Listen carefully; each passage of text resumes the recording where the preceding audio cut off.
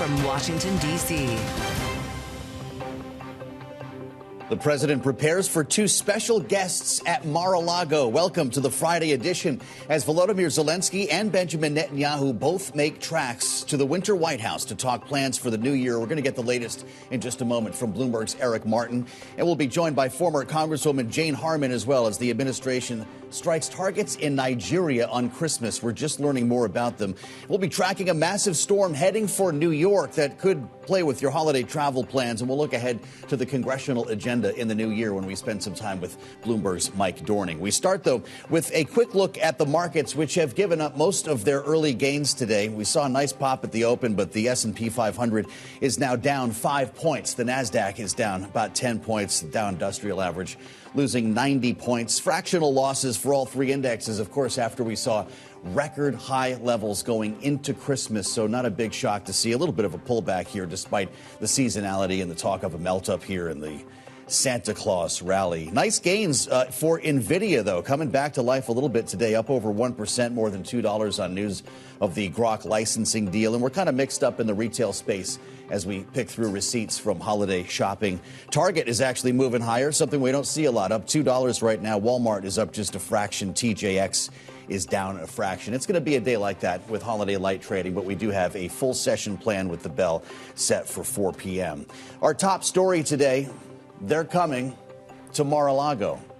Volodymyr Zelenskiy and Benjamin Netanyahu, both planning meetings with Donald Trump Sunday and Monday, respectively. And that's where we start our coverage with Bloomberg's Erik Martin, who joins us now with his view on diplomacy, covering the State Department for us here in Washington, D.C. Erik, it's great to see you. We'll start with President Zelenskiy coming to Washington, noting that it would require, at least what we had heard until now, real progress to be made for him to get on an airplane to come to the United States, for President Trump to sit down with him. Has there been a breakthrough when it comes to peace in Ukraine? Sorry, Joe, I was having some trouble hearing you there. Yes, sweat. We're expecting Zelenskiy to be coming to Mar-a-Lago, and this to be coming to the U.S. to meet with President Trump. And everyone is looking for the potential for some kind of a breakthrough here. We've seen now for a month. I realized it was a month ago that we saw Secretary Rubio and others go to Geneva to meet with Zelenskiy and meet with Ukrainian as well as European officials, and a meeting with Zelenskiy in Berlin for Steve Witkoff, the envoy, in recent weeks. And so everybody is still looking for whether we can get this elusive breakthrough and whether President Vladimir Putin, Russia, will accept. This has been the big skepticism, is that that Ukraine can ever agree to something that Putin would accept, and that whether Putin is truly interested in having an end to this war, or whether he wants things to continue and wants to continue this pursuit that we've seen throughout the last number of years of dominating Ukraine politically and increasing Russia's territorial control. Zelenskiy's characterizing this 20-point peace plan as 90% ready. We know the Russians wanted to make changes. What's the remaining 10%? Sure. Well, that's what everyone is trying to figure out in terms of certainly the issue of territory is something that people are expecting to remain for a potential leaders level meeting between President Zelenskiy, Trump, and Putin, or certainly seeing President Trump personally re-engaged in a personal and presential sense of meeting with his counterparts. So this certainly is a big step to be seeing him having a leaders level meeting with President Zelenskiy. Yeah. And then, of course, the next thing to look for is whether there's similar interaction with Russia. Enter Benjamin Netanyahu, set to be on his way as well to sit down with President Trump on Monday. Erik, this brings us to phase 2. What will we learn next week? Well, Joe, what we saw last week in a press conference from Secretary Rubio was that really some of the things about the Board of Peace need to be worked out before we would see phase 2, which would include of course, the establishment of a permanent governance structure for Gaza, as well as disarmament of Hamas. and Secretary Rubio saying that we need to see this board of peace selected and that kind of agreed before we would see, for instance, the announcement of countries that would be participating in the International Stability Force and those that would be getting involved here to help to reach an agreement with Hamas about how they would disarm. We've always known this would be one of the hardest points of the overall 20-point plan of the Trump's peace plan for Gaza, and still waiting to see how the disarmament of Hamas is accomplished. Because, of course, now that the hostages are gone, Hamas sees their armament and their weapons as perhaps the last piece of leverage that they have. And so if the plan both calls for Hamas to not be involved in government and governance of Gaza going forward, and yet they're also giving up their weapons, that certainly is seen as as perhaps the ultimate maximum ask of Hamas in this process in terms of getting them to peaceably give up those weapons, rocket launchers, things they've used against Israel in the past.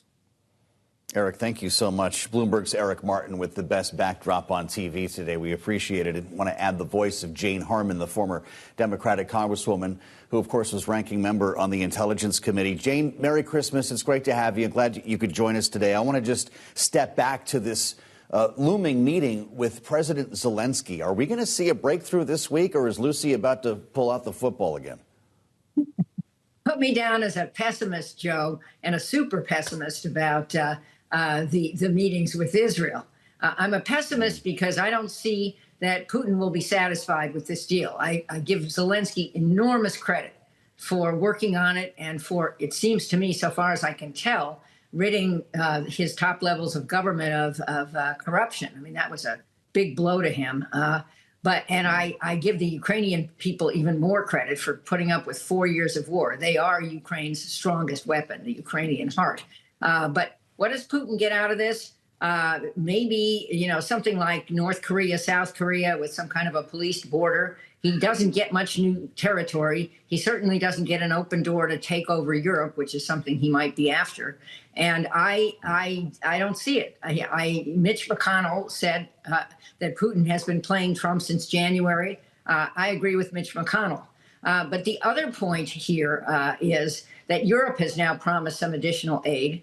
Imagine this, the defense bill that Congress passed, Congress did something, contains hundreds of millions of dollars of aid for Ukraine. So if Trump lets that go forward, please lets that go forward, and doesn't do any kind of stuff to our intelligence capacity that really helps Ukraine keep its, at least keep parity with Russia, this can go on longer, and maybe Russia will be worn down more. Let me talk about the Middle East for a minute, because I don't see anything going on there. Bibi Netanyahu just announced new Israeli housing in the West Bank. Now, that's not Gaza, but it is enormously provocative. He has said he will not recognize two states. And I thought a cornerstone of increased involvement or ongoing involvement by the Arab neighborhood was a path to two states. So even if there is some kind of a police force type thing, as your commentator pointed out, Hamas is not gone. Hamas won't want to be gone. And I just don't see how that gets anywhere. There, I'm a really super pessimist. All right. So we've got two pessimistic cards here. You said that Putin's been playing President Trump since January. Is Netanyahu also playing President Trump? I think so, yes. I think that Trump is tougher with him than former President Biden was ever able to be. And Trump has still kept his strong support from many in the pro-Israel community. But I think that Netanyahu is a hardline conservative, would understate it, a hardline, maybe reactionary Israeli, and hasn't budged here. He did get the good news is, and Trump helped with this enormously, got the prisoners back and got sadly the bodies of the deceased back. That's great. But I don't see Hamas willingly move out, and I don't see major efforts to improve the quality of the Palestinian leadership, such as it is. So I don't see how you put money into developing, I guess, what Trump's son-in-law wants to be some new beachfront property if there is no stability. I just don't see that moving. And one more thing, Joe. Let's remember that also in the Middle East is ISIS. ISIS, we bombed ISIS, we the U.S., in Syria recently. Yeah. We're bombing ISIS now in Nigeria. But ISIS is not just a training group on the ground. ISIS is now all over the internet, radicalizing people like those in Australia and maybe some in the United States and Europe in the near future. So it seems to me, if I were President Trump, he hasn't called me lately, but if he did, I would say, please focus on this, Mr. President. It is the most imminent threat to U.S. security. Well, you brought this up to us. Maybe it was 2 weeks ago, Jane Harman. And sure enough, the headlines on Christmas, U.S. forces striking ISIS targets in northwestern Nigeria. The president wrote on Truth Social, and he had a lot to say on Christmas on social media. Merry Christmas to all, including the dead terrorists, of which there will be many more if their slaughter of Christians continues. There have been a lot of questions about whether this slaughter of Christians is in fact taking place in countries like Nigeria or even South Africa, which the president had first brought forth in a meeting in the Oval Office with the prime minister, the president of South Africa. We've not received details on this. The military conducted multiple strikes, according to the president, but we haven't heard anything else. Jane, what are we getting into in Nigeria? Well, I don't think we know. The government has pushed back and said there is no slaughter of Christians. I'm sure some Christians are being killed. Similarly, in South Africa, which is not to praise those governments, but it is to say that this seems to be another campaign pledge, some kind of pro-Christian white supremacy agenda, although that would be tricky in Africa. Why don't we have a strategy for our foreign policy? Why don't we focus on the real threats, the imminent threats to the United States? We've degraded a lot of our intelligence community assets in the United States, and that worries me enormously. And recent articles just talked about how Russia has been able to degrade and invade the cyber protections in Europe. So all of that leads me to believe that people are going to be radicalized on the web. ISIS has a very sophisticated use now of technology, and this is where we need to go, and this is what we need to beef up. And so these random actions around the globe, take Venezuela, if I could just rant on that for a second, nobody is defending Maduro. But nobody was defending the bad guy next door in Honduras either. He was convicted in U.S. courts, and he has now been pardoned. And the new person that Trump supported has just been elected in Honduras. Are we now doing regime change in South America? Why? Well, let me ask you. I've only got 1 minute left, Jane, and I'm loath to cut you off. If we're striking targets on the ground in Nigeria, will Venezuela be next? Who knows? I mean, I don't know. Trump has said he might. The sad part, let me just, in my 12 seconds, where is Congress? Where is Congress? Congress just last week defeated 2 resolutions to assert itself on party line votes. Go figure. Why did Congress come back from its long closed for business vacation? Or that's not fair, but closed for business action. Why did it come back? To do what? Shutdown in history. Well, they've taken a couple swings at the ball with War Powers Acts, and they haven't gone anywhere yet, Jane. I'm delighted to talk to you. Happy New Year. Let's get back together in 2026 and see where we are. I'm Joe Matthew in Washington. This is Balance of Power, Boxing Day edition. Stay with us on Bloomberg TV and radio.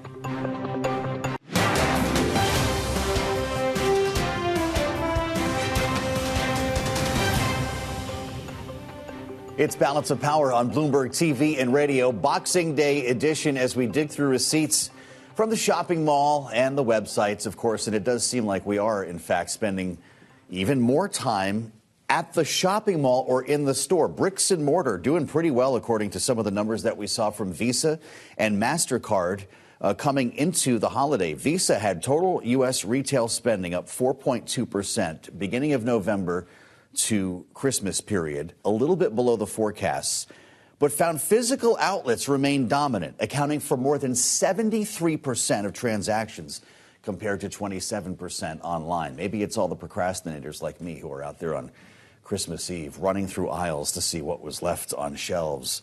This, of course, all plays into politics, with the President of the United States preparing Americans to do with less in a period of time where prices remain stubbornly high. He said just recently in his speech on affordability that you may not need 37 pencils or 50-something dolls this Christmas. We may need to go with less, even as in some cases Democrats speak to the issue of abundance. How this all comes together politically for the White House is something that we talk about with Laura Davison, Bloomberg's Washington deputy bureau chief, who's propping up the operation today. It's great to see you, of course, knowing that these were actually pretty decent numbers coming out of the holiday, knowing that we haven't seen an explosion in inflation based on the tariff regime, just kind of sticky prices.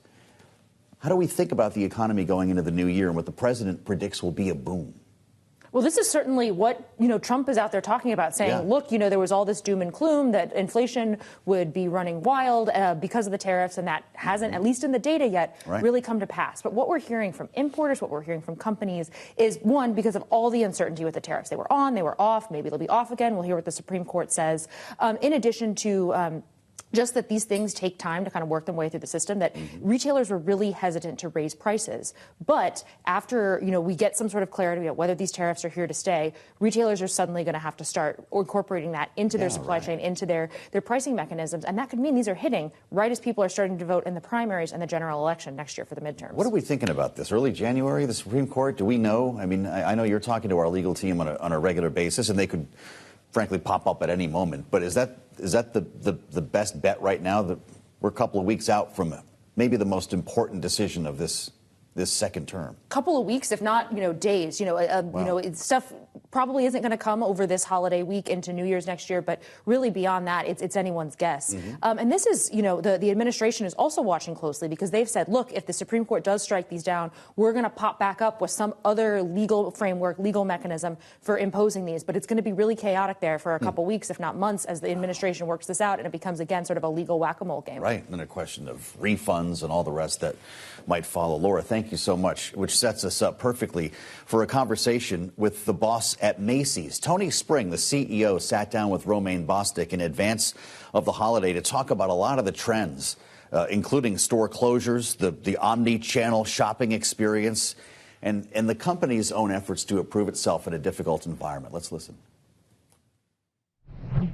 It's not about improving the customer experience. So we've had record customer service scores. That's our net promoter score. Would people recommend Macy's to a friend? And we're seeing scores we've never thought possible at the brand. And that was a real focus of mine. We've improved the quality of the assortments. I thought there was way too much redundancy, way too many of the same things. And I thought the breadth of what we offer as a department store needed to improve. We need to go good, better, best, contemporary to classic, in a range of brands, things as we've talked about that are convenient, that you've heard of, that you count on, Staples, Levi's, Nike. And then at the same time, we've got to be there introducing new things that you haven't heard of, that are becoming more popular, because people are looking for that combination in a destination. We also wanted to make sure that our team was working together. So I'm a big believer that you need strategy, you need culture, you need leadership, and you need execution. We're now at the point where those four elements are coming together, and we're delivering a better experience for the consumer. But you can't kind of have one without the other. A great culture without a great business without a great culture. The combination of elements is what I sought out to do when I kind of came into the role. And I do think that, patience and determination go together. You have to have the patience to kind of lay out what you want to accomplish. You have to accept the fact that some things just don't happen because you snap your fingers. And then you have to have the determination, the ambition to kind of go after what you think is the right thing to do for the business. A big part of your strategy, this bold new chapter, is also to shrink the footprint of Macy's. At its peak, you guys had, 700 to 800 stores. You're less than, 400 now, or around 400 around or so 400 now. Today. And the plan is to go down to roughly about 350. You've done a big remodel of some of the existing stores already, 125. How much further does that go in 2026? We'll add more stores in 26, and we'll close some more stores in 26. And I think, as you described, it is working on both sides of the equation. Closing stores is not alone a strategy. Reimagining stores without dealing with stores that are past their prime is not complete enough of a strategy. So we want to make sure that we're doing both things. And of course, it's supported by a healthier digital business, one that is both a place of transaction and a place of discovery. We want to build relationships with the consumer. That means we have to be able to provide a better experience where they live. We think of the digital business as a channel at times, and I'm like, no, the digital business is actually a geography. The people who shop digitally in New York shop in their stores in New York, and they want to see a great experience, digitally, physically, and in between. A little peek behind the retail curtain with Tony Spring, the CEO at Macy's, in conversation with Romaine Bostick. We've been watching Wall Street today. Retail stocks have been a bit mixed up here with not exactly a blow-the-doors-out holiday shopping season, and of course a market that was already near all-time highs as we walked into today's session.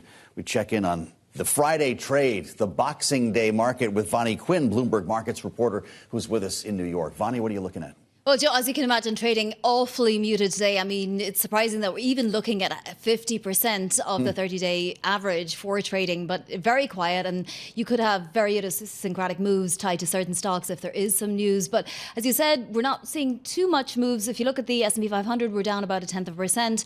The Nasdaq 100 down about 0.1%. So fractional moves. That said, the S&P 500 up 18% this year, and the Nasdaq 100 is up more than 22%. Most of that, or at least a lot of that, can be attributed to the Mag 7. As a group, they're up 27% year to date, and there are a few more trading days left in the year. Let's take a look at yields, because yields-wise, the 10-year has been in a range between maybe 4.10 and 4.20 all month. We did have a strong auction Wednesday, which shows there is appetite out there for US Treasuries, but obviously the biggest potential catalyst next week, probably the update on the ADP employment change, which comes on Tuesday. Also on Tuesday, though, we get the FOMC minutes, and while they may not be market moving, it will be interesting to see just what the dissent was like behind closed doors, because we have to wait until January 29th to get another Fed meeting. And we will have a fresh non-farm payrolls report before then. We'll get the December payrolls report January 9th. Let's take a look at metals, because they're just up and away. And you can blame everything and anything for this. Industrial uses for silver, platinum, palladium, stockpiling ahead of more tariffs potentially on aluminum. Gold could be a safe haven. But off the back of that, miners are doing pretty well. So Freeport-McMoran, one of the better performers today. And then currencies-wise, we're seeing some interesting movements too. The dollar is stronger today, up about 0.1%, weaker sterling and euro. But the real one to watch is the yen, because that is 0.5% stronger today. Those yen bears are really, really in the driving seat. A market that's up about 18% this year, with the S&P 500 putting up a record close after record close, despite all the worries coming into 2025 about tariffs. And of course, I realize that could move a bit when we get into 2026. But this turned out to be a pretty decent year, AI trade aside. Yeah, absolutely. Now, remember, those fragilities or those question marks are still hanging over the market. So Micron reported earlier this month and just put everybody back in a good mood about the AI trade. But if you remember, Oracle had reported a couple of weeks before that, and that was a big zigzag in terms of the trading. So it does feel like there are still big questions over whether valuations are very, very stretched here. We'll know coming into the new year just how much to expect more of that narrative. NVIDIA, though, higher today on a licensing deal with a chip startup, Grok, so the deals continue. And speaking of deals, ServiceNow up today as well. It made a big deal, a $12 billion deal, has investors excited about the amount of deals it's doing in terms of growth. And that Santa Claus rally has until January 5th, Joe, so we do have some time left. I love it. Covering the waterfront with Vonnie Quinn. It's great to spend some time with you, Vonnie. Keep your shovel outside the back door. We've got winter storm warning. It looks like snow to begin around the New York area by 4 o'clock or so. We'll update the storm coming up next.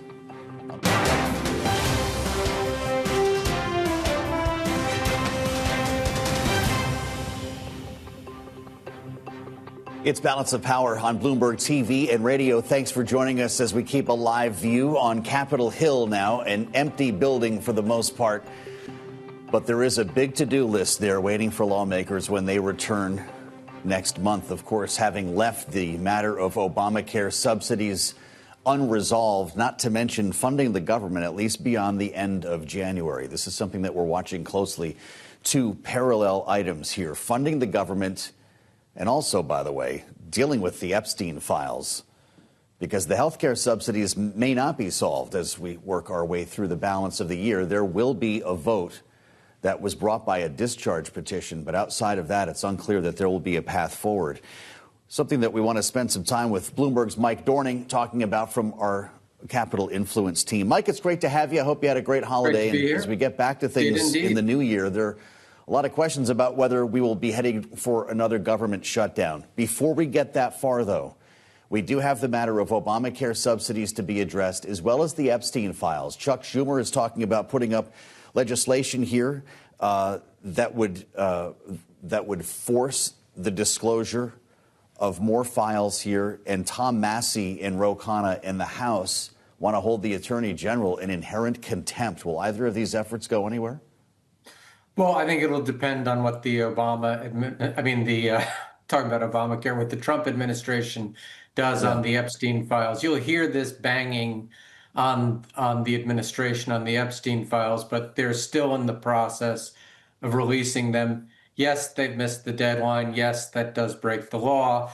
But if the files do come out, or enough of them come out to take some of the steam out of this, then there won't be enough Republicans that are willing to defy the president. But it's kind of a dynamic situation there. And the way to bleed some of the pressure out is just to release enough files to peel off, the rank and file Republicans from this movement. Yeah. On the health care, they forced the vote. That was going to be an important political vote in the House, and you will probably see the Obamacare subsidy extension pass the House as a way for some of the Republicans who are at risk of losing their elections to sort of say, we want these subsidies extended. But then that goes into the Senate, and the leadership of the Republican Party in both the House and the Senate don't want these subsidies extended.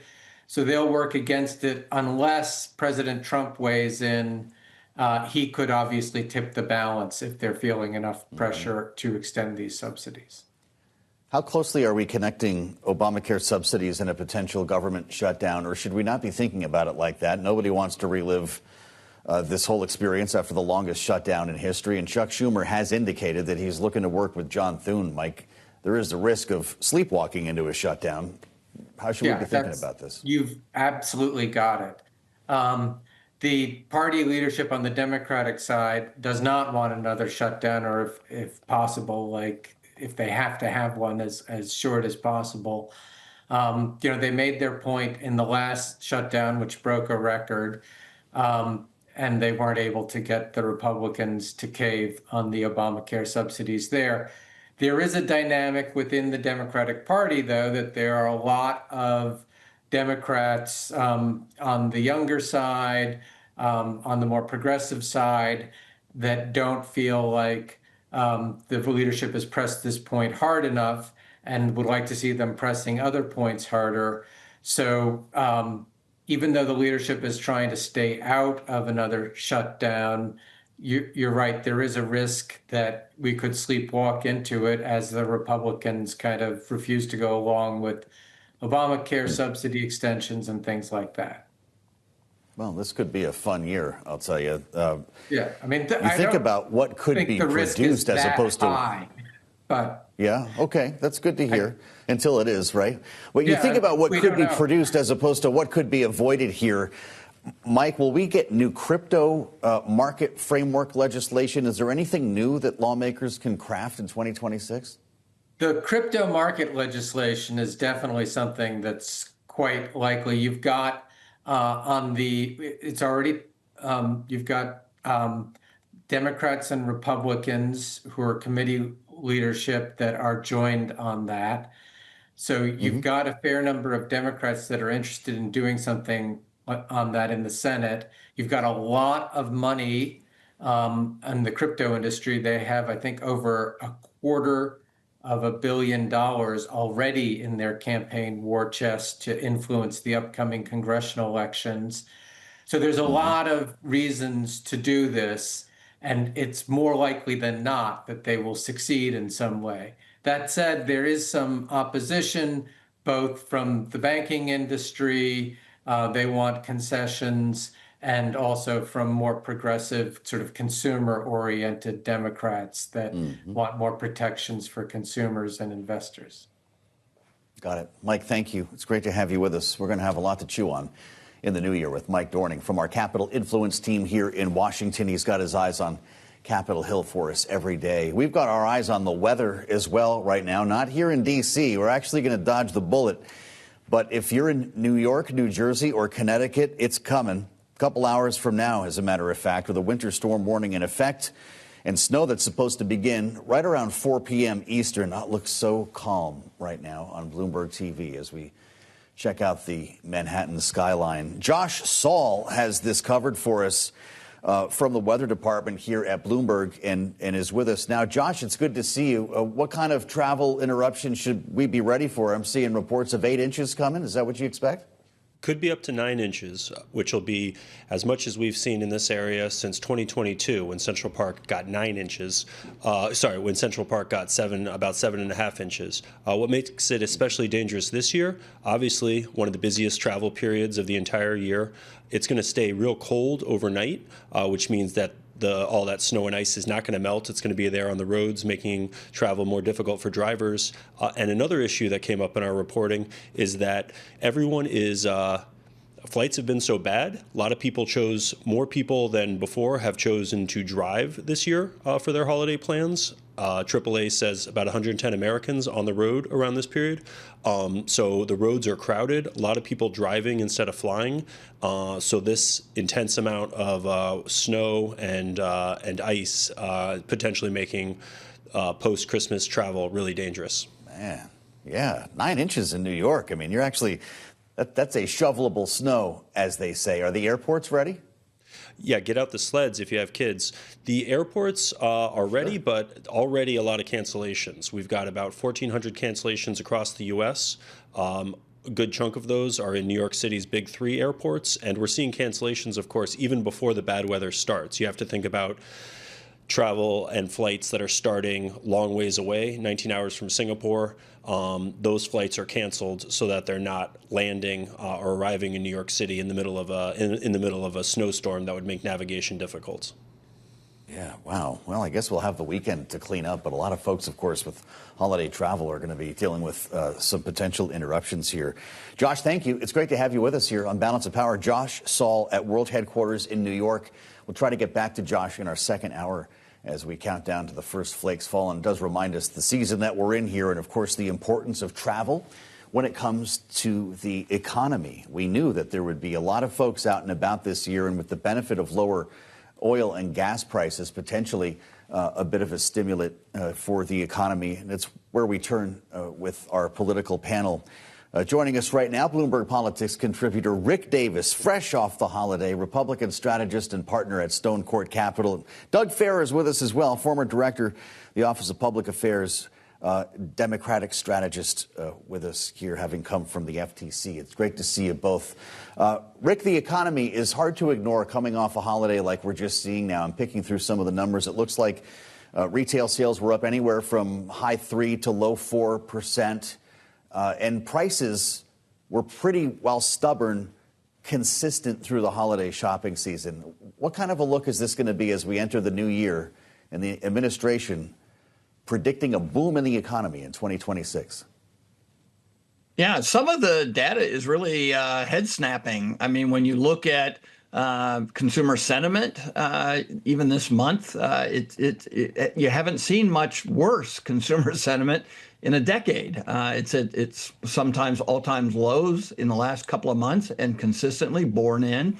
But then you see the record stock market, the red-hot GDP numbers, decent sales figures for the holiday, and I think it's going to be a roller coaster. Even the Fed seems somewhat head scratching when it comes to how do you balance the sort of persistent inflation with a worsening job market. So I think this is going to be a very challenging year. I hope we set records on the economy. Nothing's better for the federal deficit than a big growth rate. I'm all for it, but let's not put the goose before the gander. Well, fair enough, Rick. And, I guess we do have some reasons to be optimistic here, Doug. We didn't see the doom and gloom scenarios that so many economists predicted. And we've got a market here. I realize we're down a little bit today, but basically at an all-time high to end 2026. How do you rationalize those two? Well, I think it's mostly being driven by circular AI investment. And when I think about what the president promised, he said he wanted to lower costs. He wanted to increase manufacturing jobs. We're down 49,000 jobs. Tariffs are really having a huge impact on consumers, especially those outside of, the top 5 or 1% of Americans. And really what's holding up the economy is this sort of unbridled AI investment that the president is stoking through his own policies. And obviously AI is great and an incredibly innovative tool, but one wonders how much that's hiding some softness in the economy. Yeah, well, I'll tell you, circular investing, you're going to get some attention when you use that phrase here on Bloomberg. Doug, is this AI spend looking like something less than Wall Street is hoping it is to you? What does that mean for next year? Well, I mean, I think these companies are sort of sending money back and forth and describing, future growth and revenues that is unclear where they're going to materialize from. I also think you've seen AI start to become more unpopular with voters, and not just with voters who might be driving trucks or doing jobs that are immediately threatened, but also white collar workers who are looking up and thinking my job may be threatened by artificial intelligence. At the same time, you've seen adoption of AI programs by businesses be pretty ineffective. According to a study that was issued by MIT, some 95% haven't increased productivity all that much. So I think we're making a huge bet, both the markets and the government, frankly, on the success of AI. And, the government's already taking steps to make sure that bet won't fail, or if it does, that there'll be a bailout. Given all the money that they're throwing at it and the regulatory support. So it's a little concerning that we're so overcommitted, or maybe not overcommitted, but so committed to this particular sector. Rick, I've just got 30 seconds in this block. Will the Supreme Court ruling on tariffs be the most important thing for the markets next year? I think it'll be really influential because obviously what happens if they rule against the president's use of executive powers to implement these tariffs, and then how do they back that out? There are hundreds of billions of dollars at stake of government spending that has to go back to consumers. So I do think that's one of the critical aspects of this. But as we've seen, the Supreme Court. Rick and Doug will stay with us. We'll have a lot more of our panel straight ahead on Bloomberg.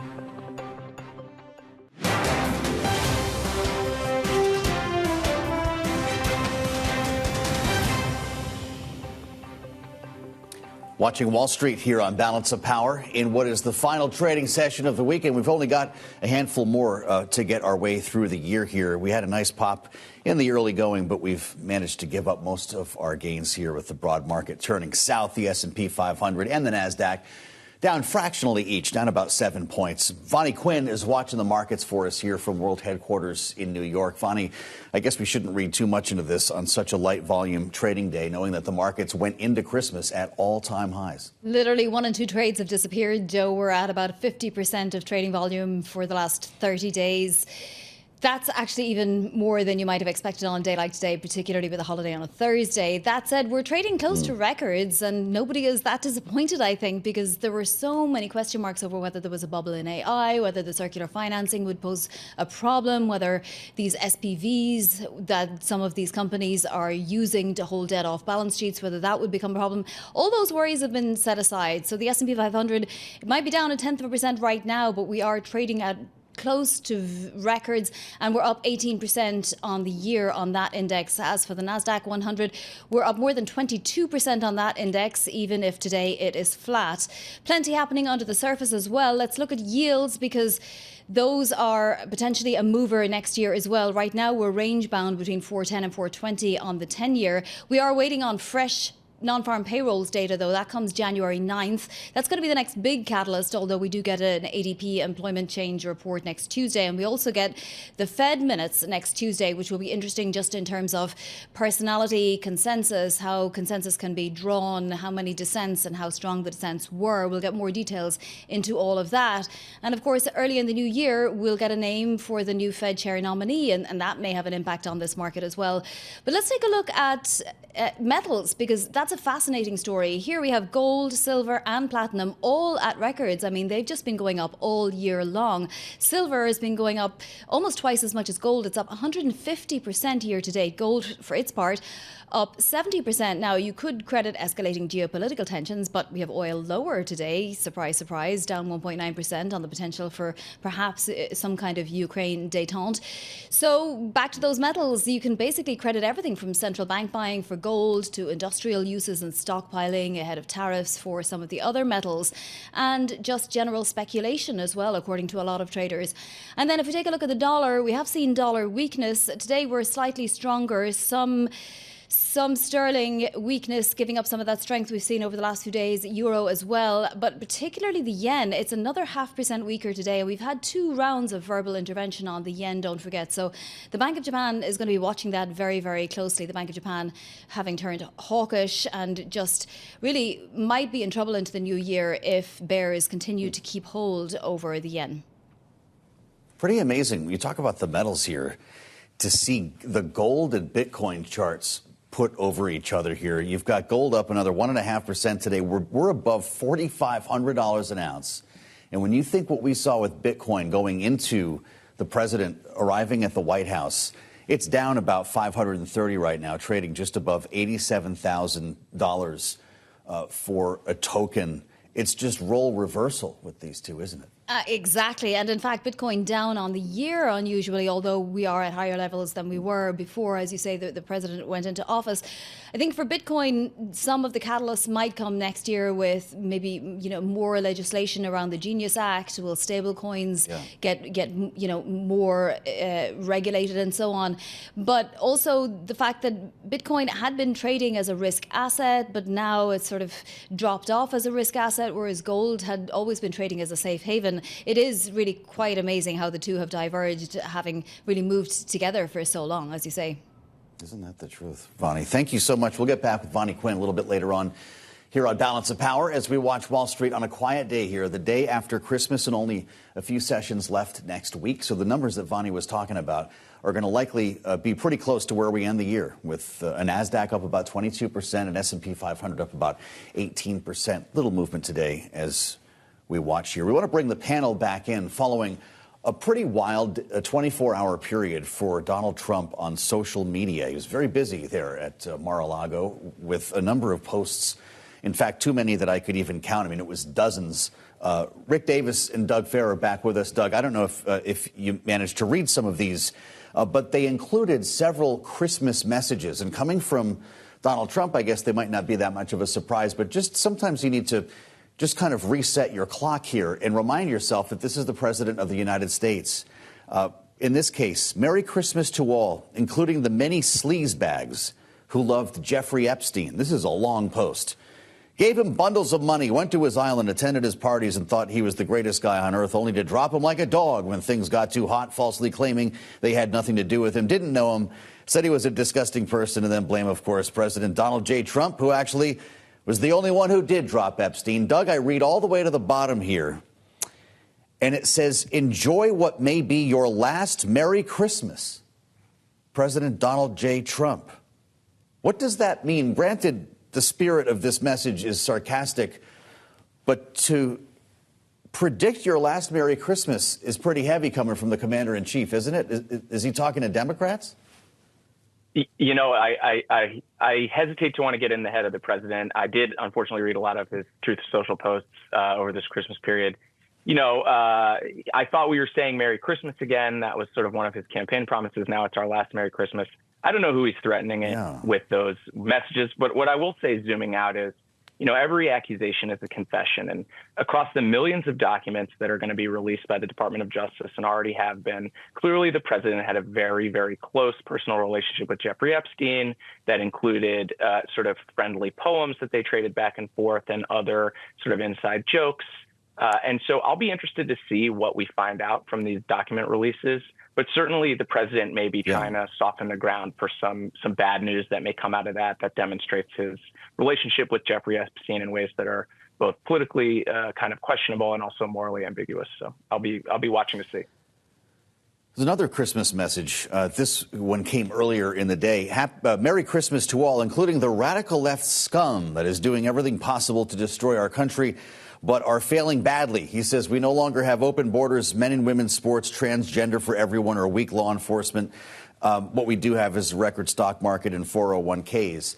Rick Davis is back with us. Rick, is this president moving the line, actually changing what's considered acceptable decorum for the commander-in-chief, or does all of this belong to Donald J. Trump and will eventually go away with Donald J. Trump? Well, I don't think you can look at it in a vacuum. There's no question that his first term entered in a new era of dialogue for an American president. Kind of took the wheels off, and we saw some of that reoccur during the Biden administration, not to the extent or the degree of which it did, but I think he's really accelerated it this second term, and I think a lot of these things we are seeing, especially during this holiday period, is a real shot to his base. There's no question that he had a bad last quarter of 2025. And especially as it relates to Republicans who are peeling off of him because of his stewardship of the economy or entanglement into these foreign military adventures. And so my guess is everyone got together at Mar-a-Lago. They brought in the Christmas cheer and reminded him that without his base, he can't get anything done in Washington, and that he better get on it. So I see this nothing more than a sort of, crass political effort to try and, solidify his base. And hopefully that's all it is, because we'd hate to see this kind of conduct or rhetoric continue on, year after year.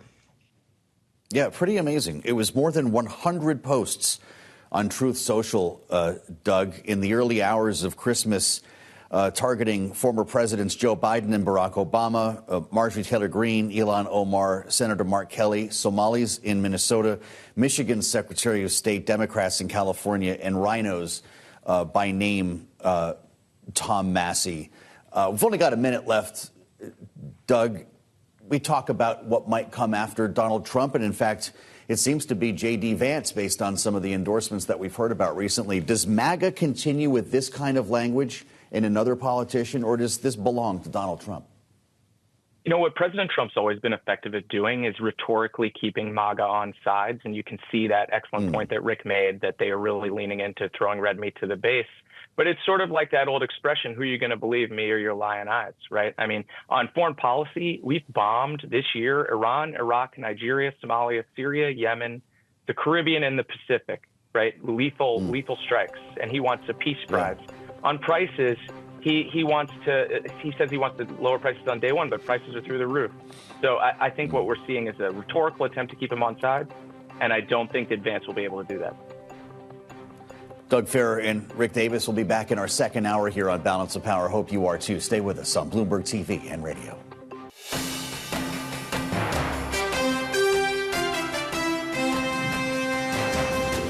This is Balance of Power, live from Washington, D.C. Could there be a breakthrough on Ukraine? Welcome to the Friday edition of Balance of Power as President Zelenskiy prepares to travel to Florida to meet with President Trump at Mar-a-Lago before this weekend is out to talk peace, of course, with a 20-point peace plan on the table. We're going to get the latest on this in just a moment from Bloomberg's Laura Davison with insights from former ambassador to Ukraine, John Herbst. We'll check the markets a little bit later on with Vonnie Quinn as things turn south on us today. We'll have analysis from our political panel. Rick Davis and Doug Farrar are with us for the hour. As far as the markets go, we have given up an early lead. No major losses, but the S&P 500 is down about 5 points in the remaining hours of trading, tipping slightly lower. The NASDAQ is down 2, and the Dow Industrial Average is off about 92 points. Bitcoin slightly lower as well, down about $600, still above $87,000 a token, and gold is pushing ever higher, up $65 now. $45.45 an ounce, and a record-setting run for gold. We are seeing some bid under NVIDIA as well. It's up a little more than 1%, $2.50 on this new licensing deal with Grok, and we're mixed up in the retail space following news on holiday shopping. Visa says Total U.S. retail sales up a little more than 4%. MasterCard in the high threes, 3.9%. And we'll have further details on how holiday spending panned out in the days ahead, of course, that could help to fulfill a little bit more of a Santa Claus rally before this year is over. We'll find out together. As we keep the beat on geopolitics and some important developments over the Christmas holiday that you might just now be hearing about, including U.S. strikes against Nigeria, striking ISIS targets in Nigeria. And now, of course, this potential meeting that sounds like, well, I should say potential breakthrough. It sounds like a real meeting. President Zelenskiy will be at Mar-a-Lago on Sunday to meet with President Trump. And we cover all of this with Laura Davison, Bloomberg Washington Deputy Bureau Chief, who's with us now in our Washington Bureau. Laura, let's start with Nigeria and what was behind this. The president, the administration has been talking about attacks against Christians in Nigeria. Is there any evidence that this has been an issue, and who did we target? So the targets were these Islamic State sites in Nigeria, in the northern part of the country. Trump, for several weeks and really months now, has been talking about persecution of Christians, attacks on Christians in the country, and that Islamic State is particularly targeting them. The Nigerian government has pushed back strongly on the notion that Christians in particular are being persecuted, saying this is, that yes, terrorism is a problem, but that both Muslims and Christians are being affected here. And the Nigerian government actually worked in concert with the U.S. government in these strikes and are working for more strikes to come, as we heard from the Defense Secretary Pete Hegseth. Okay, so ISIS then remains a problem for Nigeria, but the attacks on Christians is where they draw the line. Is that fair to say? Yes. So they're united in sort of the actions, the military actions that are being taken, but the motivation behind them is where the U.S. and Nigerians are singing from different songbooks. Yeah, multiple strikes. The president said we don't have a readout on exactly what was targeted, how many aircraft were involved, et cetera, from the Pentagon? Correct. We have very few details on exactly what the sites are, that, who may have been killed, the number of sites, and, what weapons were used, et cetera. So that's all very cloudy. Really, all we have is essentially a tweet, a social media post from the president saying this happened. Really something. I don't know what we're going to hear about Ukraine this weekend, Laura, but it's pretty important. It looks like Volodymyr Zelenskiy will be in Florida to sit down with President Trump at Mar-a-Lago. Trump has said, unless there's an agreement at hand, unless there's a deal here, he has no reason to meet with Zelenskiy. Does that mean we're on the verge of a breakthrough? It would certainly suggest that there's some forward momentum. What we heard from even Zelenskiy, a couple days ago was that he was not optimistic for a deal. He said it didn't sound like the Russians wanted to negotiate, and that there had been all of these, these talks between U.S. officials and Ukrainian officials and U.S. officials and Russian officials, and just it seemed like we're at a stalemate. There was no progress being made. Something must have changed over the past couple days, and now Zelenskyy's headed to the U.S. So it's not clear from the Russian side that they are really, open to negotiating, open to this deal. They are still wanting some of these land territories that, that Ukraine still controls. Amazing stuff, Laura. Thank you very much. Laura Davison will likely be editing stories about that visit come the end of the weekend, so it's something that we'll keep a close eye on. And we want to add the voice of John Herbst, the former U.S. ambassador to Ukraine and Uzbekistan, is with us right now on Bloomberg TV and radio. Mr. Ambassador, it's great to see you. Will President Zelenskiy be walking into the Lion's Den here in Mar-a-Lago, or a room where he could, in fact, strike a peace deal? Joe, thanks for having me on. It does seem that there has been substantial progress in negotiations between the United States and Ukraine, which is not surprising because Zelensky has said yes to 5 or 6 Trump proposals for ending the fighting, whereas Putin has rejected every single one of those. What's not clear is what the Russians are up to. Well, that's been a big question all along. And as Mitch McConnell has said not that long ago, Putin's been playing President Trump since January. Do you see that being the case, or could he, in fact, be about to turn position on this as well? We've seen Trump in the nearly 11 months, actually it is over 11 months now since he's returned to the White House, take periods where he's been very tough on Zelensky, and then periods when he's been moderately tough, only moderately tough on Putin.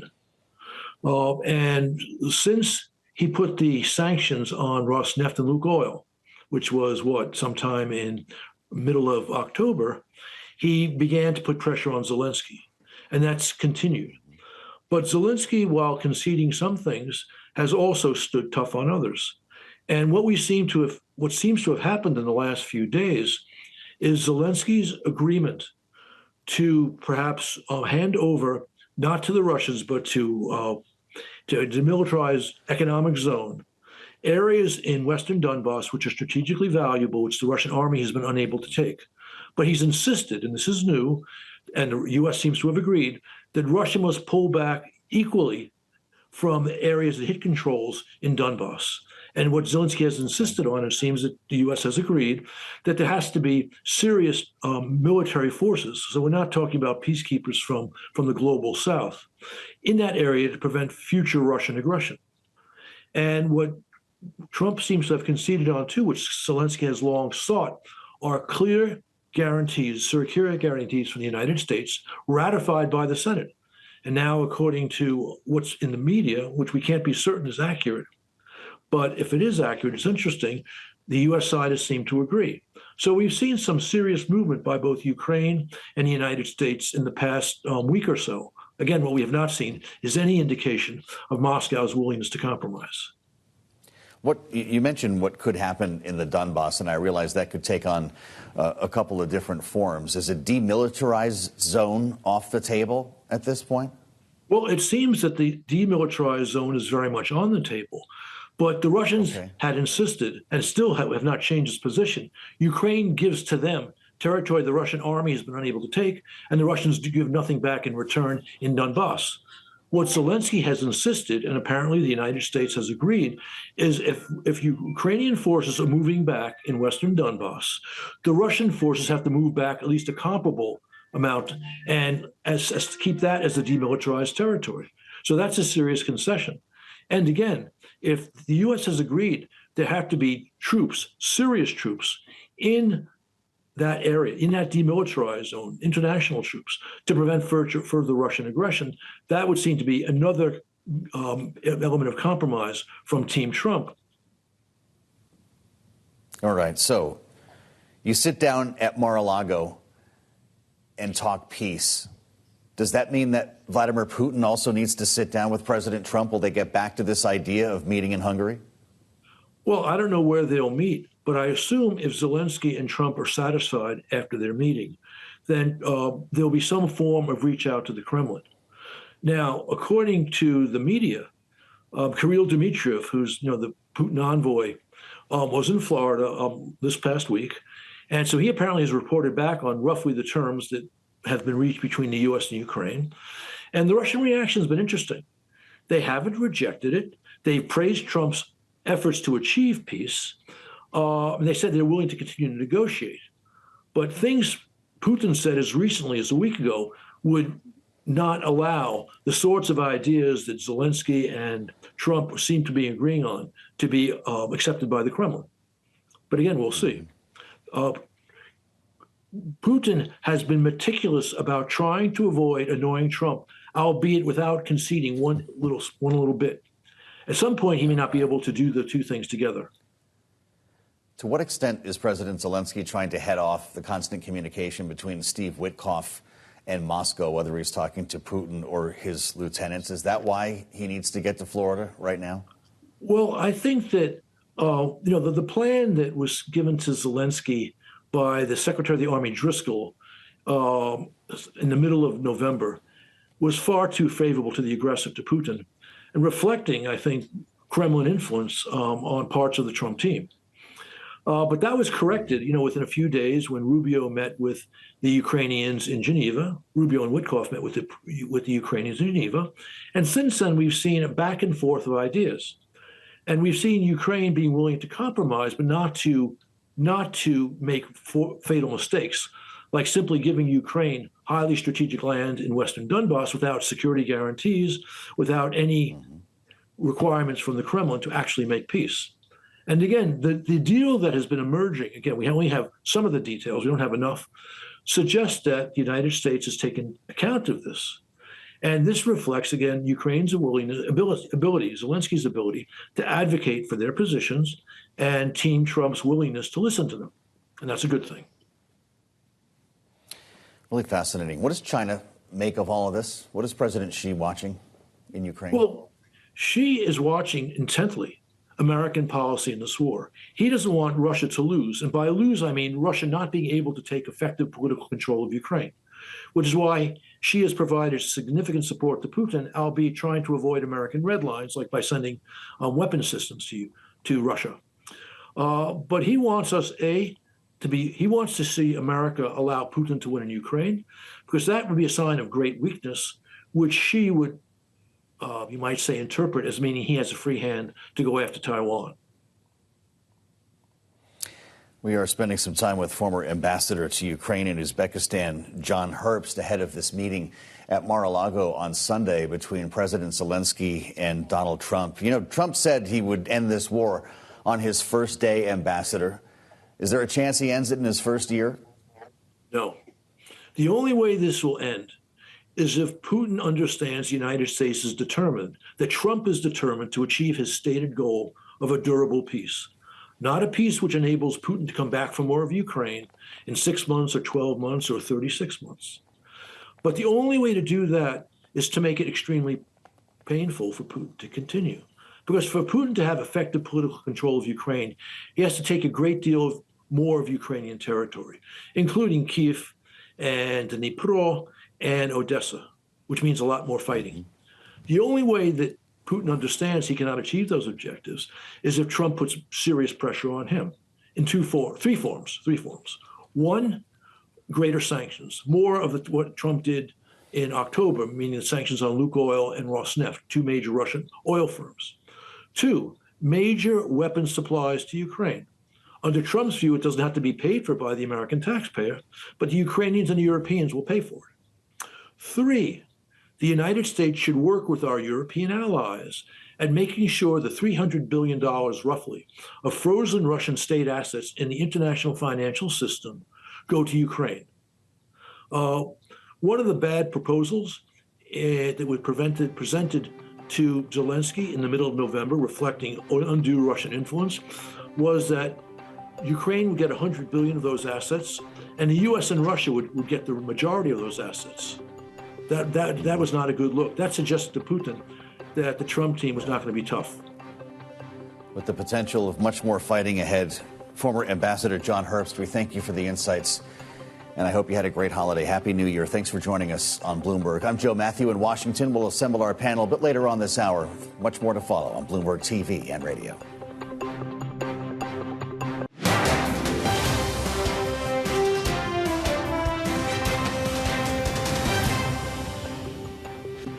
Thanks for joining us on Balance of Power. I'm Joe Matthew in Washington. This day after Christmas on Bloomberg TV and radio, we're watching stocks lose a bit of ground, and bit being the key word there. The S&P 500, which finished Christmas Eve at an all-time closing high, is down just about 5 points right now. The Nasdaq is losing 3. We'll check in with Bloomberg's Vonnie Quinn for a bit more here on the Friday trade and holiday light volume as we consider the recent conversation that Bloomberg Wall Street Week David Weston had with the boss at Bank of America, CEO Brian Moynihan. Let's listen.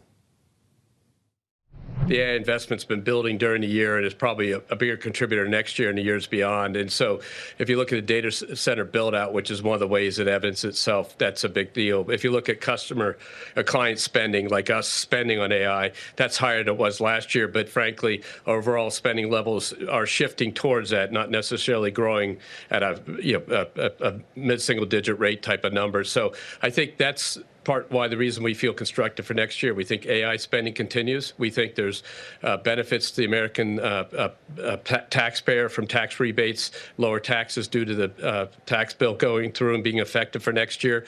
And we think the expensing and other bonuses for businesses are good. So all that leads to our confidence that we go from basically a 2% type of growth level this year, plus or minus up to 2.4%, which is all due to that. And AI is kicking in more and more. And so it's not all attributable to AI, but that's having a marginal impact that's pretty strong. So much of the American economy is supported by the consumer. And you at Bank of America have a really powerful viewpoint into the American consumer. How's the American consumer doing? Because it has been very strong. There have been some people saying it's starting to slow down. You have to step back. We look at American consumers, 70 million consumers, putting $4.5 trillion plus into the American economy every year. And we've tracked the way that goes in the American economy for many years. And so in the third quarter, it was up about 5% over last year. As we look at the fourth quarter here so far in October, November, I'd say it in a 4.5%, which is very consistent with a very solid growing economy. At the end of the day, it's going to work against wage growth. And we see in the underlying consumers we have wage growth, i.e. their paychecks are going up. And so the labor market's flattened out a little bit in terms of job growth and things like that. It's normalizing in terms of unemployment, but you still see underlying wage growth. So the American consumer spending at 4% more November this year versus November last year is a very solid backdrop. The credit quality of the American consumer is strong. And then you hear a lot about this discussion about different rates of growth among different income terciles or thirds. So if we look at the bottom third, middle third, and top third of American income people in the Bank of America customer base, we do see differences, i.e. the higher income and middle income are growing faster. But even the lower income third is still growing, and that's all good. And that means, why is that true? Companies are employing people, they're paying people. Now the labor market's got a little soft, and as we look forward at 4.5, 4.6 unemployment, that is gotten worse, so to speak, than it was at the beginning of the year. But frankly, this goes back to the normalization question. If you look at the 10-year average unemployment, the 20-year, the 30-year, or 40-year, it's 5 and 6%, as you go back through time. And so a 4.5 to 4.6 unemployment rate is a very strong relative unemployment rate. It's just a lot of the years it's been below 4.5% has actually been in the last 10 years. So people are very used to numbers now, which were part of the tightness in labor in the 2017, 18, 19 era. Then you had the pandemic and it retightened. And so it's normalizing, but we feel good about all that, and the consumer's in pretty good shape, spending more money, employed, and earning more money, but differences between different types of consumers, and then being wise in how they spend. If they, they trade down, and all the things you're hearing the retailers talk about are true, but the aggregate amount of moving in the economy is still growing. So you mentioned flattening out in the employment growth. There are always risks to the upside and the downside in any of the numbers that we project. How concerned are you about the downside? Because certainly the Fed is very focused on a softening labor market and whether that may be a problem for us. So if you look at the predictions for our team and the other economists for unemployment, we're kind of peaking out at this level now in the mid to 4.5, 4.6 range, and then it sort of flattens out. But the Fed has to be wary because they have a mandate to maintain full employment, and we're at full employment now. And they have a mandate to maintain price stability and inflation fighting. And those two mandates can work together sometimes and against each other sometimes. And right now we're in an unusual case where the labor market has softened, and yet the inflation, because the massive buildup inflation after COVID and stuff is now still working its way down. Our team predicts that the inflation rate will get to the Fed's target, through the end of 27, but it's continuing to work in the right direction, which gives the Fed, in our view, latitude to keep cutting rates next year, especially in the first half. That will then provide a stimulus in the second half of the year. Those rate cuts do benefit the consumer somewhat, but in fact benefit small businesses, because in mid-sized business, they borrow on lines of credit, which are floating rate indices, and as rates come down, they get instantaneous benefit. And if you hear our small and medium-sized businesses are pretty optimistic about next year, telling us they expect to grow, they expect to hire more people, and those small businesses are the backbone of the U.S. economy. We're the largest small business lender in the U.S. economy, so we see them being very active. This year has been good for the markets. It's also been good for Bank of America. What do you need in 26 to continue the growth? Look, we just need our team that's done a great job for us over the last several decades to keep doing it. And what they need to do is go out and get one more client and do one more thing with every client we have. And they know that across all of business, whether it's our markets teams, whether it's our global corporate investment bank teams, our consumer teams, our wealth management teams, all of them need to go out and just drive more business. And that organic growth engine, which you described in our Investor Day a while back, that is intact. It's been growing with the market. And now, because of some dynamics in the repricing of the balance sheet, we'll get more earnings lift out of it like we did in the third quarter. But that organic growth engine, more customers and more with each customer, has been driving a Bank of America, and our team just needs to do more of that, and they know that. Bank of America CEO Brian Moynihan in conversation with Bloomberg's David Weston. Bank of America shares are slightly lower, along with most banks today, down about 20 cents right now, about 1/3%. But indeed, David's right. It has been a good year. B of A stock up about 26% so far in 2025. Most banks are lower. Citigroup, money centers are all down. Citigroup's down a little more than 1%. JP Morgan down about 0.6%. We're seeing BlackRock, Goldman Sachs trade lower as well, with a little bit of a give back today in the markets after closing at an all-time closing high on the S&P 500 on Christmas Eve. Bloomberg's Vonnie Quinn is watching Wall Street for us today in holiday light trading. In this Friday session is with us now for a bit of an update here. We did give up some early gains. Vonnie, what seems to be on traders' minds? Sure, yes, several stocks reversing gains now, Joe. I mean, it is coming into the afternoon hours, and incredibly, it is a full trading day, so stocks will trade until 4 p.m. That was not the case on Wednesday. They only traded till 1. So potentially this is a little bit of profit taking before the weekend. It's going to be very light trading next week as well. Today we saw about 50% of the 30-day moving average traded. That said, we haven't given up too many gains. We're still very close to records on that S&P 500. It's down just fractionally, less than 0.2%. The Nasdaq 100 is down just a few points, not even 0.1%. The Russell 2000 is doing the worst. It's down 0.7%, and that's true of the year as well. It's gained about 14% versus a gain for the S&P of 18 plus and a gain for the Nasdaq 100 of 22 plus, and that's mainly thanks to the Mag 7, which as a group are up 27% year over year.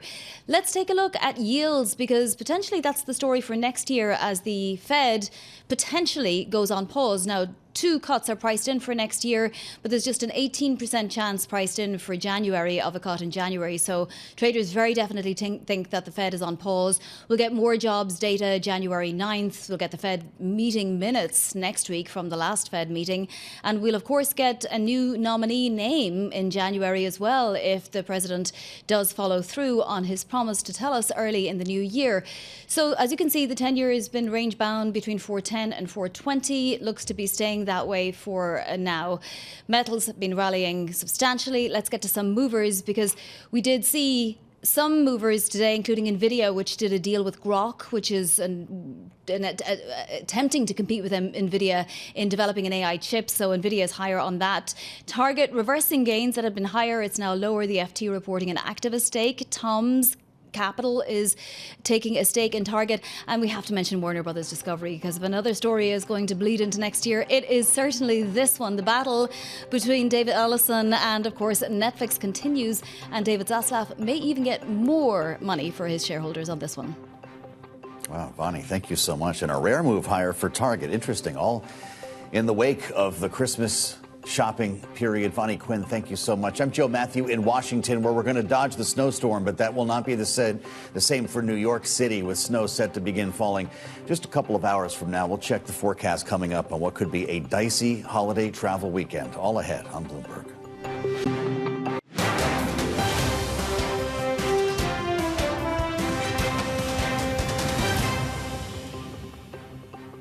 It's Balance of Power on Bloomberg TV and radio. I'm Joe Matthew in Washington, with our eyes on the tri-state region. Indeed, a winter storm warning in effect here for New York, New Jersey, and Connecticut, with a pretty real snowstorm on the way. Just about, 3 hours or so from now. There's a live view, if you're with us on Bloomberg TV, of the New York skyline. Snow should be falling by about 4 p.m. Eastern time, just in time for a very important travel weekend. And we're joined for more by Bloomberg's Josh Saul, who's tracking the storm for us here. Josh, there's really nothing more beautiful than a fluffy snowstorm in the city of New York. But if you're trying to get anywhere, this could be dicey. That's right. Fun to watch from the fire, but not great to be out driving. It's an added danger is it's going to stay cold this weekend, which means the roads are going to stay icy and difficult and dangerous to drive on kind of right through the weekend. Wow. The accumulations are pretty real. This is a storm warning, not a storm watch. You're looking at between 6 to 9. What's the city going to get? What's LaGuardia going to get? Could be up to 9 inches in these areas. Yeah, it should be the most we had since 2022. And that means a lot of, you mentioned LaGuardia, it means a lot of flight cancellations. Flights starting all around the world that are supposed to get here right when the storm is kind of at its thickest. A lot of those flights are being canceled. So if you're getting on a plane, hoping to see the ball drop in New York this week, are the airports taking precautions? What are we hearing from the local authorities? If your flight's cleared to come in, then it should be just as safe as normal. But definitely a lot of flights canceled, a lot of flights delayed. And an interesting issue that came up in our reporting is that flights have been so bad this past year or so, a lot of people have opted to drive instead, which means that the roads are even more crowded and more people are depending on their cars to get around, which is dangerous given how rough the roads are right now. Yeah, that's scary. Always feels a little weird when they pull the plane over to do the de-icing thing. I suspect we're going to see a lot of that this weekend with attempts that you mentioned. Josh, thank you. I don't know if you're spending the night inside World Headquarters, but I wish you luck because that snow, as we mentioned, is set to begin just a couple of hours from now.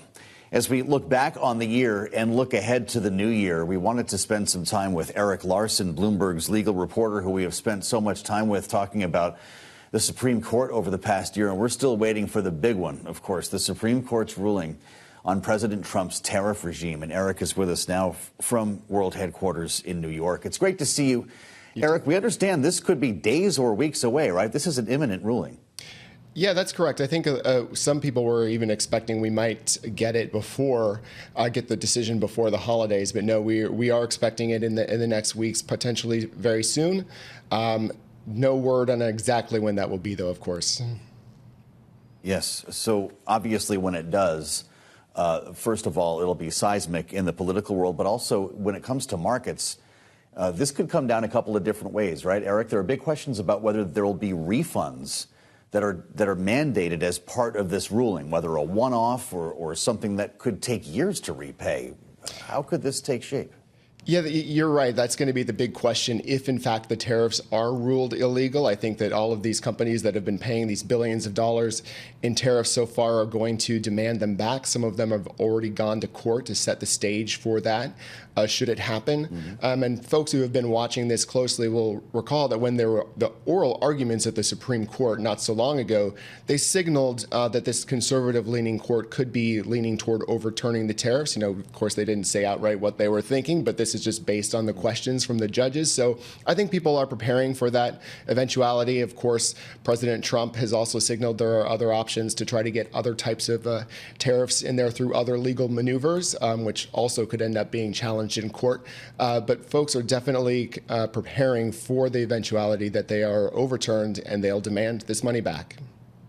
Well, I'm glad you mentioned that because the White House has made it clear that if the court strikes down the tariff regime on the IEEPA justification, that there will be another and maybe another after that. But that would be preceded by an investigation or review, right? So this could take months before they come back to the plate.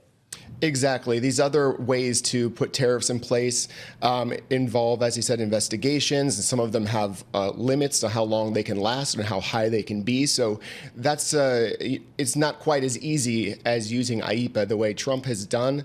No president before him had used that law in that way. And the way that he did use it, as we know, allowed him to put whatever amount of tariffs he wants on any country he wants for as long as he wants. So that's the emergency power that these lawsuits are seeking to claw back, to say that that's not how the law was intended. All the other ways are just going to be more difficult for the president to put these tariffs back in place. I'm sure there's nothing else on the docket that rises to this level, Erik, but correct me if I'm wrong. Is there anything else that we should be looking at in terms of the court's term next year? Yeah, there are some big ones. We still have a decision on birthright citizenship that President Trump is trying to roll that back. Several courts ruled that effort, that executive order limiting birthright citizenship was illegal. We heard arguments at the Supreme Court already. It's another one where there were signals that they might overturn Trump's executive order, but we don't know for sure. That's a huge one. It involves citizenship for potentially thousands of people, babies.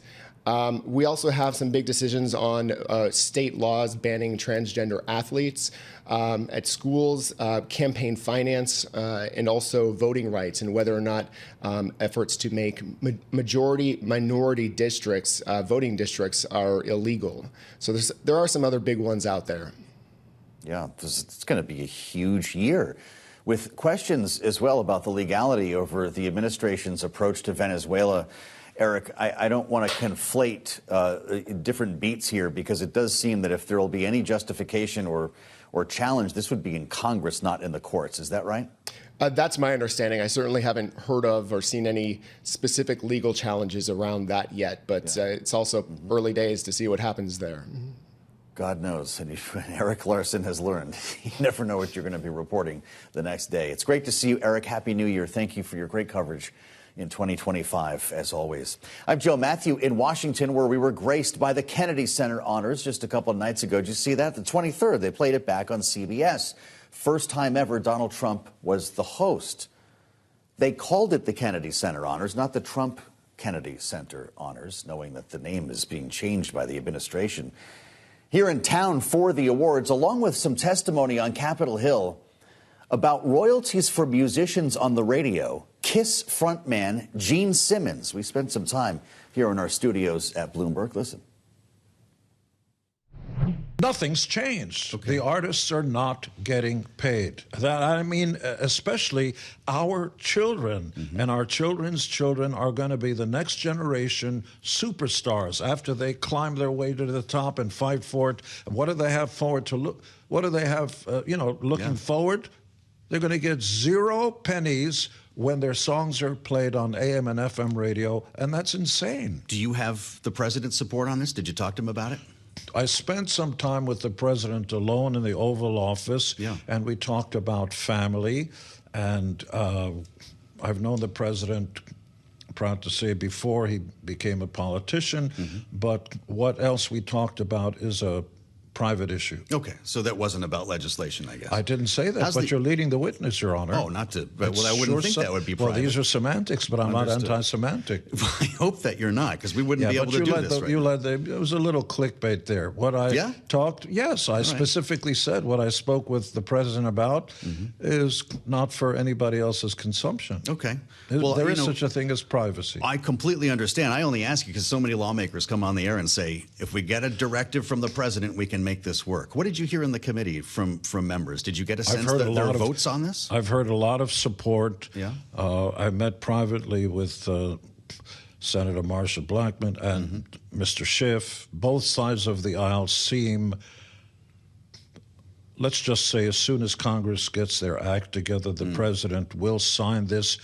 I am convinced of it, my personal opinion. Well, our audience should know, and you're talking to the business community right now, that you are no stranger to big business and some pretty shrewd moves. It was a Bloomberg report when you sold your publishing rights last year. Pop House Entertainment, $300 million. It's not entirely accurate, so just here to correct it for the record. Please. An entity called Pop House, a futuristic company out of Sweden, came and bought Kiss, the underlying rights, the makeup, logos, as well as the writing publishing, for a respectable sum, enough to buy Rhode Island. I give you a pregnant pause so that it sinks in. But the future looks even more gargantuan than the past. We are in the middle of the first motion picture to be directed by McGee. There's an awful lot of stuff that I can't talk about because nobody wants to find out what they're going to get for Christmas in July. Fair enough. There is an enormous commitment by Pop House in the future of Kiss, and this is just the beginning. When you look at a caterpillar and you say, well, that's the end of its life, no. You're short-sighted. You don't understand that it's going into a cocoon, which is where we are now, and we're going to come out and defy gravity with beautiful wings and soar to the heavens. Very poetic. I am kind of a big deal. I've heard that, and a poet. I was a fan, actually, of Bloomberg when he was mayor. Met the gentleman, and he struck me as a powerful and attractive man. Well, I can only agree with that. And I loved his algorithm that made him rich and fit, but that's another story. Well, I'll tell you what, we've got the terminal right here. I'm sure there's a disclaimer I'm supposed to read somewhere, but with everything you just described, you just outlined the future of the music business. Why are you chasing down the old format? Well, look, the old formats, if they worked and they were justified, should and would continue. Yeah. But tell me what your retort is, even though I know you're not retorted. How do you validate our stars, the people who fought their way to the top, never getting a cent for radio airplay? How do you validate that while radio is making $14 billion? Again, I'm not demonizing them. It bears noting we need each other, but somewhere between paying artists $0 and $14 billion, there should be remember, the name of the act is Fairness. Yes, right. American Music Fairness Act. You should let me talk more. I can increase your more people will watch this instead of SpongeBob SquarePants. Come on. Believe that. That's why you're here. Nobody gets this much time, Gene Simmons. Okay, so you've said a lot. Well, we consider the future of the music business. Do you worry about AI regulation? Do you worry about these FACO bans coming up? Speaking of algorithms, and by the way, Mike Bloomberg is not only the boss here, but founder, chairman, Bloomberg LP. That's right. AI is a worry for you or not? AI is a concern if left unregulated. Anything, beautiful horse that you just bring in, if it runs wild, you've got to have some parameters that we control instead of AI. Gene Simmons with us here on Bloomberg, indeed, talking about the American Music Fairness Act, the AMFA. We'll see if it goes anywhere, and we'll let you know if it does. I'm Joe Matthew in Washington. Thanks for spending part of this day after Christmas, Boxing Day, here on Bloomberg with our eyes on the markets, giving up some early gains, at least in terms of the S&P 500, down 2 points now. The NASDAQ is green again, up 11. Dow Industrial Average down 82 points with a couple of hours left to trading for this week. Been pretty good for gold. Once again, up about 1% here, $45.28 an ounce, but Bitcoin tipping lower, down $653, just above $87,000 per coin. Stay with us. We'll assemble our political panel next, right here on Balance of Power on Bloomberg TV and radio.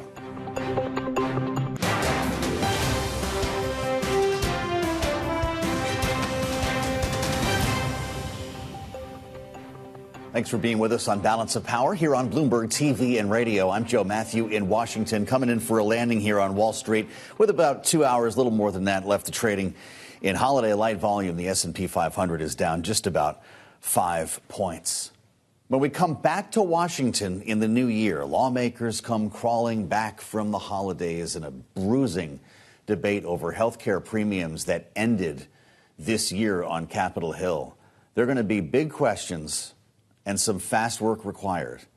If lawmakers are going to deal with the expiration of Obamacare subsidies, which, by the way, is just, 4 days off right now, we go over the cliff when we hit the new year. And then, of course, the matter of government funding. That'll be the end of January. If you've listened to this program, you know about this. All the while, two very important deadlines that really could help set the direction for the entire year in Washington when it comes to politics. Maybe not just Washington, maybe the country when it comes to the midterm election cycle. That's where we start our conversation with our political panel. Bloomberg Politics contributor, Republican strategist Rick Davis is with us, partner at Stonecourt Capital, alongside Democratic strategist Doug Farrar, former director for the Office of Public Affairs, the FTC. Great to have both of you with us here. Rick, I don't know your thoughts on this as we look beyond January, but many have suggested that if there's no deal on health care reform, not only might the government close at the end of January, but that could, in fact, be the issue that tips a Republican majority into a Democratic one in the midterms. If politics is national, as you frequently say, will the midterms be decided next month? I actually think the midterms were decided last month. I really think that the Republicans lost the initiative on health care. We had a chance to get ahead of it and take away an issue for the Democrats. And, when you look at the stack of debt that we've laid on through the One Big Beautiful Bill, not a very popular bill to voters and not hardly sold by Republicans in the process, we've laid ourselves bare. And so I think if the election were today, you'd have a 40, 50 seat loss. So I think it can improve. But if the Republicans don't do something more aggressive on health care, it just gives Democrats way too big a handle to use to beat up House members and win seats next cycle. Yeah. Doug, do you agree? Were the midterms decided in December? Well, I'd like to agree, but I'm always a little nervous about the fortunes of my party. What I will say, though, is that the wins are clearly favorable for Democrats. I mean, they found an issue they can really campaign on in affordability. Obviously, the president does him and his party no favors in the way that they handle a lot of the cost issues in the economy, including health care. But, there's lots of twists and turns left to come. What I will say, though, is I think it's time for the Democrats now to buckle down and not just say, OK, we want to make things more affordable, but show how they plan to do it. And I'll be looking to see which candidates in which races are able to articulate a really compelling policy agenda as they hope to take over at least the House and hopefully the Senate. Will you be watching New York Mayor Mamdani? He's going to be sworn in just about a week from now, Doug. Does he have the playbook? Well, he's being incredibly well advised. He's got a great set of transition chairs, including Lena Khan, who's a real policy all-star. Obviously, people like Senator Warren and Senator Sanders and others have been close to the transition, as was reported by the Times today. And I think what they're trying to do is figure out how to deliver on his agenda. And there are a lot of policy options that are available to him that don't necessarily require Albany or the city council to get involved, because there's lots of really strong consumer protection and worker protection rules on the books that they can enforce and signal enforcement to businesses. So I think he's got a really good opportunity to hit the ground running. I'm not sure how to think about Mayor Mamdani, Rick, after that meeting with Donald Trump. He was going to be the foil, right? This was going to be the enemy of all Republicans for the next political cycle. But now they're shaking hands, laughing together, talking about affordability as if they are partners. Does that change the political prospects for Mamdani in New York? Well, it's certainly changed the political prospects for Stefanik in New York. I mean, basically that's true. Meeting knocked her out of the race. So he's already delivered a win for the governor at Stefanik's expense. Look, I think all this focus on him is relatively irrelevant. There's virtually nobody outside the boroughs of New York who cast their ballot based on what's happening inside the boroughs of New York. And so, yeah, it's going to be fun because a third of the entire media establishment resides in that jurisdiction. And so everybody's going to be watching what he does. But I know very few voters who are sitting there breathlessly holding their vote to see what he does and then make a decision. So, yeah, a lot of steam, but not a lot of fire. Interesting. You know, Doug, following the elections, the big question was, does Mamdani have the playbook for Democrats, or is it, in fact, the two moderate governors in Mikey Sherrill and Abigail Spanberger? And a lot of folks said all of the above, that the Democratic Party, if is going to be successful in the midterm cycle and, in the next presidential election, it's going to have to keep growing the tent. Do you agree? I do in some ways, and I don't in others. I mean, I think you see Sherrill and Spanberger adopt some pretty progressive economic concepts, from trying to freeze rates at the utilities in New Jersey under an emergency order to an effort to set up a public PBM, which is an entity that's a middleman in pharmaceutical products in Virginia under Spanberger. I think there definitely needs to be a big tent with respect to sort of cultural and social presentation in different districts. Obviously, what works in Brooklyn is not necessarily going to be what works in Nebraska. But interestingly, there's a candidate running in Nebraska with a very similar economic concept to Mayor Mamdani, who's getting a lot of attention and potentially going to threaten the incumbent. So I do think the Democrats have found an affordability message with an economic populism frame, and now they just need to deliver on it. And that's one thing where Mayor Mamdani will be very relevant, because he's set the bar very high, and I expect he'll deliver.